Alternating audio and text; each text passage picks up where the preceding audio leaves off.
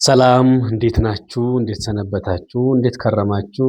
ብርሃኑ ነኝ ከዲሰብሊቲ ኢንክሉዥን አዌርነስ ጋር ተያይዞ ዛሬም ከታይፕ ኦፍ ዲሰብሊቲ ከምንላቸው የአካል ጉዳት አይነቶች ለማየት እንሞክራለን።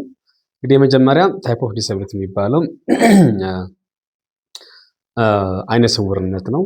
አይነ ስውርነት ማለት ሰዎች በተለያዩ ምክንያቶች የማየት ችሎታቸውን ሙሉ ለሙሉ ሲያጡ ወይም በከፊል ሲቀንስ ማለት ነው።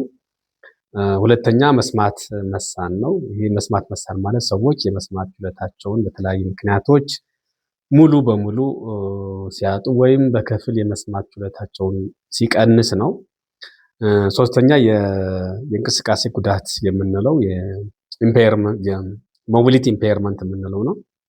የእንቅስቃሴ ጉዳት የምንለው ይህ የእንቅስቃሴ ጉዳት ማለት በተፈጥሮም ሆነ በሰው ሰራሽ አደጋ ሊከሰት የሚችል አካላዊ ጉዳት ማለት የነርቭ፣ የጡንቻ ወይም የአጥንት ጉዳት፣ ሁለቱንም እግሮች ጡንቻ አለመታዘዝ፣ የእጅና የእግር ጡንቻዎች በሙሉ አለመታዘዝ፣ የአጥንቶች መጎዳት፣ የእጅና የእግር ጡንቻዎች በግማሽ ጎን አለመታዘዝ፣ የእጅ ወይም የእግር መቆረጥን የመሳሰሉትን ያካትታል ማለት ነው።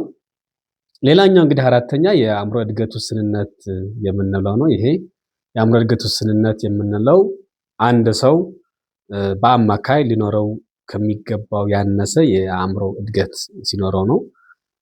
የአእምሮ እድገት ውስንነት ያለባቸው ሰዎች በዋናነት ከትምህርት አቀባበል ይሄ የለርኒንግ ዲሰብሊቲ የምንለው ከተግባቦት ኮሚኒኬሽን አካባቢ ላይ ያሉ ሶሻል ኢንክሉዥን ማህበራዊ ግንኙነት በተመለከተ አንጻር ያሉ ውስንነቶች ናቸው። እነዚህ ተግዳሮቶች ውስንነቶች ይታይባቸዋል ማለት ነው። አምስተኛ እንግዲህ የስነ ልቦና ጉዳት ነው። ይሄ የስነ ልቦና ጉዳት ማለት ሰዎች ባለባቸው የተለያየ አይነት የአእምሮ ጤና ጉዳት የተነሳ በህብረተሰብ ውስጥ የዕለት ተዕለት መደበኛ ተግባራቸውን መከወን ሲሳናቸው ነው። ይሄ ከስነ ልቦና ጉዳት ይሄ ሜንታል ሄልዝ የምንለው ታይፕ ኦፍ ዲሰብሊቲ ነው ማለት ነው። አምስተኛ ተደራራቢ አካል ጉዳት የምንለው ነው። ይሄ ተደራራቢ አካል ጉዳት የምንለው የመልቲፕል ኢምፔርመንት ነው የምንለው። ይሄ ተደራራቢ አካል ጉዳት ማለት ከአንድ በላይ የሆኑ ጉዳቶች በአንድ ሰው ላይ ሲታይ ነው። ለአብነትም የማየት እና መስማት ጉዳት ዴፍ ብላይንድነስ የሚባለው እና የአእምሮ እና የመናገር ጉዳት አንድ ላይ ሲሆን የአእምሮ እድገት ውስንነትና የእንቅስቃሴ የአካል ጉዳት ወዘተ ተብለው ሊጠቀሱ ይችላሉ ማለት ነው። ይህንን ያየናቸው በዋናነት ዋና ከሚባሉ ናቸው። የአካል ጉዳተኞች መብቶች ኮንቬንሽን ላይ እስከ 13 ሊደርሱ የሚችሉ የታይፕ ኦፍ ዲሰብሊቲ አሉ። ሌላ ጊዜ ደግሞ እንመለስበታለን በደንብ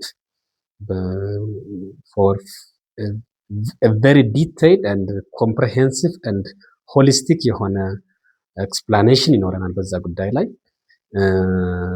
እናመሰግናለን። ሼር አድርጉት፣ ላይክ አድርጉ፣ ሰብስክራይብ አድርጉት። ይህንን ለአካል ጉዳተኞች አድቮኬት ማድረግ ይጠበቅብናል። በማናቸውም ኦል አስፔክት ኦፍ ዴቨሎፕመንት አካል ጉዳተኞችን ያላካተተ ልማት ማረጋገጥ አይቻልም እና ለግትሜት እንዲሆን በእያንዳንዱ የምንሰራው ስራዎች በሙሉ የአካቶ ጉዳይ፣ የኢንክሉዥን ጉዳይ፣ የኢንክሉሲቪቲ ጉዳይ፣ የራይትስ ኦፍ ፐርሰንስ ዊዝ ዲሰብሊቲ ጉዳይ በቀላሉ ማየት የለብንም ብለን እንመክራለን። እናመሰግናለን።